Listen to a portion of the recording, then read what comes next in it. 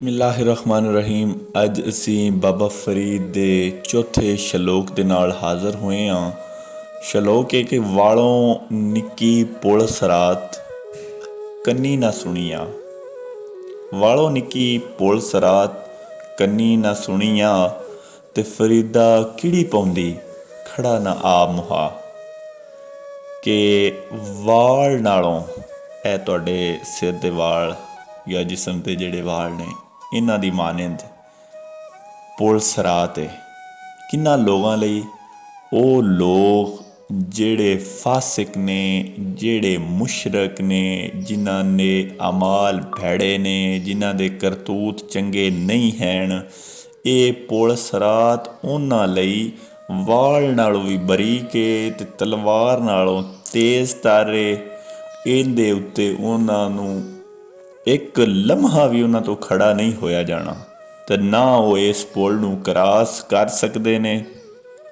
ਅਤੇ ਜਿਹੜੇ ਲੋਕ ਨੇਕ ਅਮਾਲ ਕਰਦੇ ਨੇ, ਜਿਹੜੇ ਲੋਕ ਇਨਸਾਨਾਂ ਦਾ ਖਿਆਲ ਰੱਖਦੇ ਨੇ, ਹਮਦਰਦੀ ਕਰਦੇ ਨੇ, ਇਨਸਾਨੀਅਤ ਦੇ ਦਰਦ ਨੂੰ ਆਪਣਾ ਦਰਦ ਸਮਝਦੇ ਨੇ, ਉਹਨਾਂ ਲੋਕਾਂ ਲਈ ਇਹ ਪੁਲ ਬਹੁਤ ਪੁਰਸਕੂਨ ਤਰੀਕੇ ਨਾਲੋਂ ਪੂਰੀ ਕਰ ਸਕਦੇ ਨੇ। ਉਹ ਇਸ ਤੋਂ ਇੰਝ ਲੱਗਣਗੇ ਜਿਵੇਂ ਬਿਜਲੀ ਅਤੇ ਹਵਾ ਦੇ ਘੋੜੇ ਹੋਣ।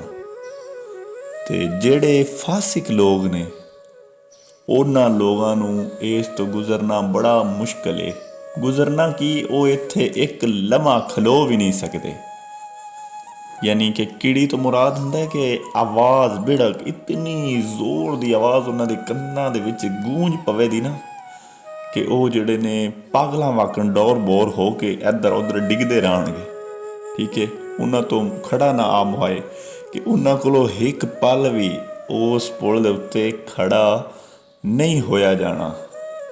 ਅਤੇ ਇਸ ਲਈ ਬਾਬਾ ਫਰੀਦ ਕਹਿੰਦੇ ਨੇ ਕਿ ਇਸ ਦੁਨੀਆ 'ਤੇ ਨੇਕ ਅਮਾਲ ਕਰੋ, ਇਨਸਾਨਾਂ ਦਾ ਖਿਆਲ ਰੱਖੋ, ਇੱਕ ਦੂਸਰੇ ਦੇ ਹਮਦਰਦ ਬਣੋ, ਇੱਕ ਦੂਸਰੇ ਦੇ ਤਕਲੀਫਾਂ ਅਤੇ ਪਰੇਸ਼ਾਨੀਆਂ ਦੇ ਵਿੱਚ ਇੱਕ ਦੂਜੇ ਦੀ ਮਦਦ ਕੀਤਾ ਕਰੋ, ਨਾ ਕਿ ਇੱਕ ਦੂਜੇ ਦੇ ਦੁੱਖ ਵਧਾਓ, ਬਲਕਿ ਇੱਕ ਦੂਜੇ ਦਾ ਐਜ਼ ਆ ਇਨਸਾਨੀਅਤ ਤੁਸੀਂ ਖਿਆਲ ਰੱਖੋ।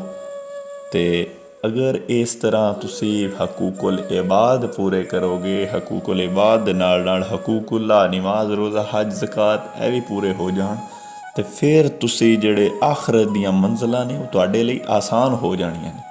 ਫਿਰ ਤੁਸੀਂ ਉਹ ਜਿਹੜਾ ਮਰਹਲਾ ਹੈ ਪੁਲ ਸਿਰਾਤ ਦਾ, ਉਹ ਤੁਸੀਂ ਬੜੇ ਸੌਖੇ ਤਰੀਕੇ ਨਾਲ ਪਾਰ ਕਰ ਸਕਦੇ ਹੋ। ਬਹੁਤ ਸ਼ੁਕਰੀਆ। ਰੱਬ ਰਾਖਾ।